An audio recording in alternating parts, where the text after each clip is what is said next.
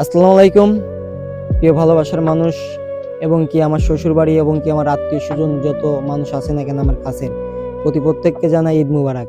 আর এই ঈদ মুবারক জানানোর কারণ হচ্ছে একটা, আমি আপনাদের বলি যে 24 তারিখে একটা কিছু হবে, 24 তারিখে একটা কিছু হবে।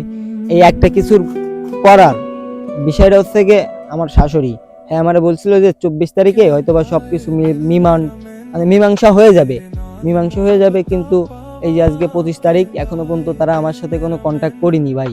এই 2.5 মাস ধরে মনে করেন যে আমার বউ এর বোনের বাড়ি, এর বোনের বাচ্চা কাচ্চা হয়েছে, ওইখানে তাকে দেখাশোনা করতেছে এক কথায়।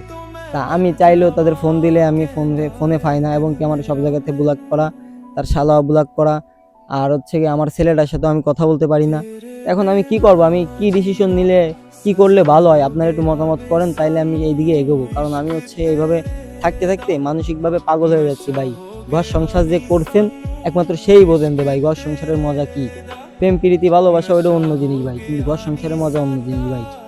তার জন্য ভাই আমি কিন্তু কান্না করা বলো না ভাই, আমি কখনো কান্না করি না ভাই।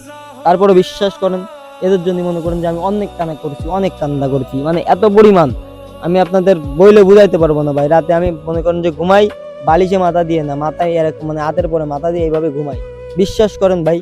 তারপরে এদের আমি ভালোবাসা বুঝাইতে পারি না। এদের দিলে একটু পরে কয় কি কই দিছো, দিলে একটু পরে কই এটা তো নাই, মানে এরকম করে বলে ভাই। আমার এখানে কোনো দোষ ছিল না। আর আমার বউ আমার সাথে 6 মাসও একসাথে আমার এলাকায় সংসার করে খাইনি, জীবনে কোনদিন খাইনি।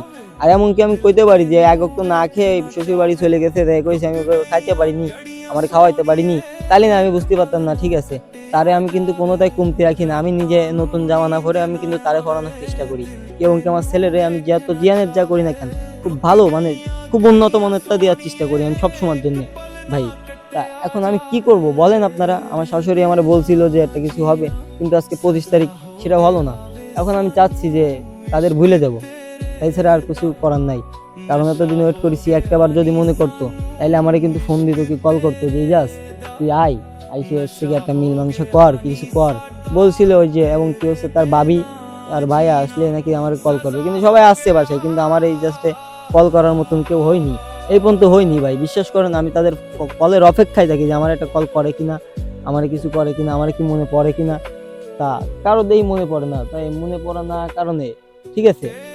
এখন কি বলবো আর, হচ্ছে ওই যে আমার শালা আলামিন, এদিকে গো, আমার শালা আলামিন রে নাকি আমি নাকি গালাগালাজ করছি এরকম বলছে।